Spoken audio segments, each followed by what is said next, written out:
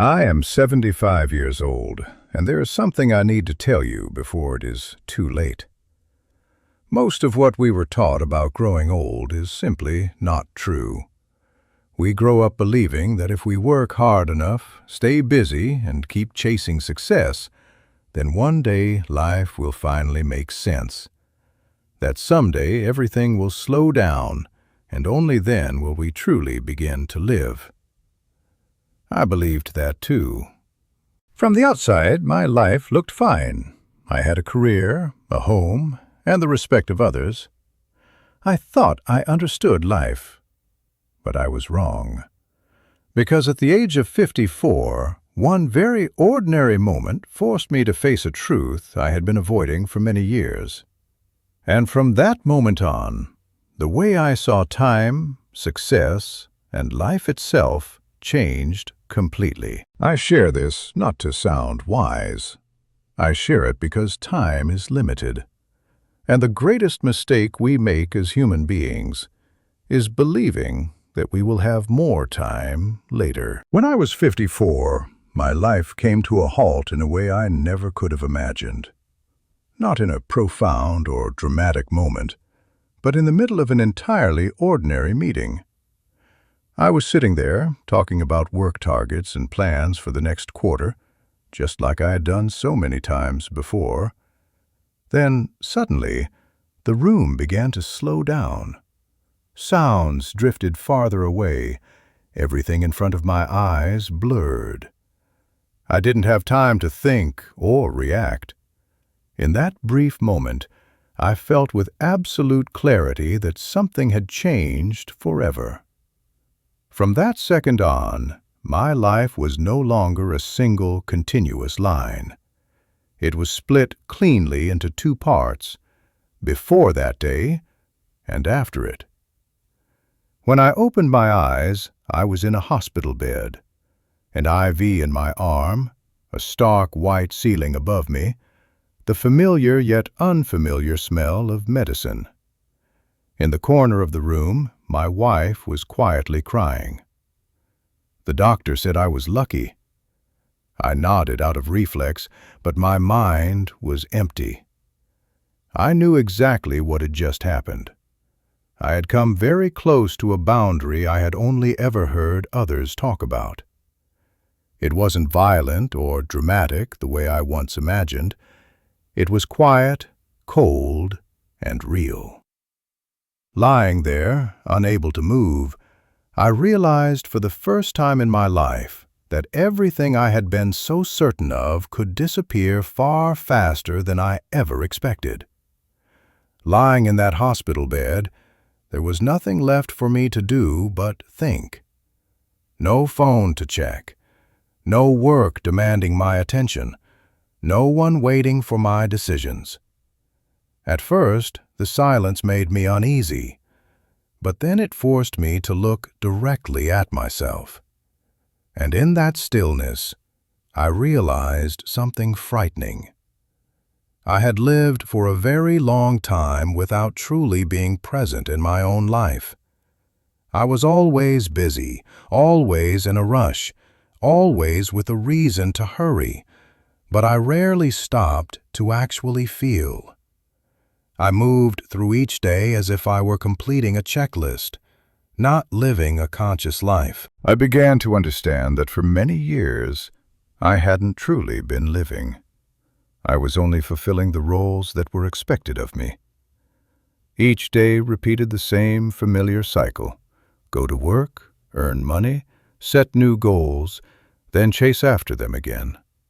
I was always busy, yet the sense of emptiness kept growing clearer. I couldn't remember the last time I was genuinely happy, or when that happiness had quietly slipped away. I believed that being busy meant having value, that pushing harder meant living better. But lying there, I realized I had confused being busy with living a meaningful life. That realization led me to a question I had never dared to face before. If I hadn't survived that day, what would I have left behind? I thought about the house I lived in, the savings I had set aside for the future, the achievements I was once so proud of. But the more I thought, the clearer it became. Those things would soon be forgotten. They were not what people would remember. What was truly missing were the people I loved, the memories I never took the time to create, and the full presence I failed to give them. Looking back now, I understand that I had been living by a very familiar lie. I always believed I still had time, that the important things could wait. When work became less demanding, when life felt more stable, when I retired. That belief is what made me postpone everything that truly mattered. I see many younger people living the same way today. They think today is only preparation, that real life will begin at some point in the future.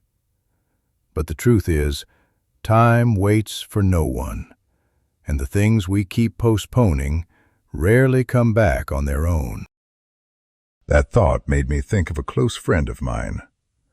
He worked almost his entire life without ever knowing how to stop.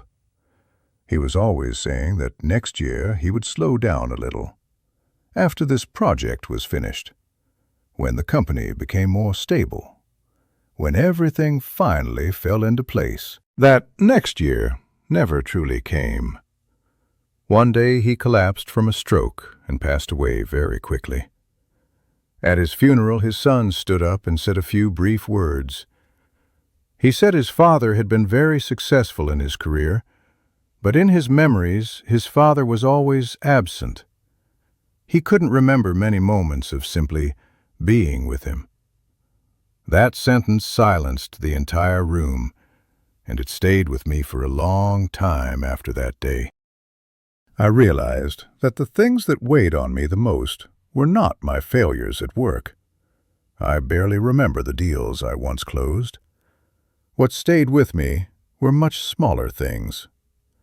The phone calls I never made. The dinners I didn't sit down to share with my children because I thought there would be more time. The trips I kept postponing because I was too busy. Back then, I believed they weren't that important. But looking back, it is those missed moments that left the clearest pain. Not loud or dramatic, but quiet and lasting. They reminded me that life is made up of very ordinary things. After the heart attack, I didn't change my life with one grand decision. I began with very small steps. I learned to say no to things that drained me without giving meaning in return. I allowed myself to slow down, to carry less, and to stop trying so hard to please everyone. At the same time, I started saying yes to the things I had postponed for years. Simple meetings, conversations with no agenda, quiet time set aside for my family. Each day I chose slightly differently, and over time, a larger change slowly took shape.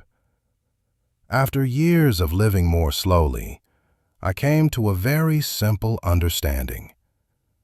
What matters most is not how much you achieve, but who and what you give your time to. Time spent with the people you love, work that feels meaningful, and being fully present in each moment are what truly last. When you genuinely understand that time is limited, the way you live naturally changes. You stop rushing to prove something. You become gentler with others and more honest with yourself. I am 75 years old, and every morning I wake up knowing clearly that my time is limited. Not someday in the future, but right now. Most people only realize this when they are almost out of time. When you are young, you believe you have your whole life ahead of you. I believed that too. When I look at my grandchildren, I see my younger self reflected in them. Busy, tense, chasing after things they believe will one day give their lives meaning. That is why I am telling this story. Not to sound wise and not to scare you, but because if someone had told me this earlier, my life would have been different. Now you have a choice. You can keep waiting, or you can begin living as if your time truly matters.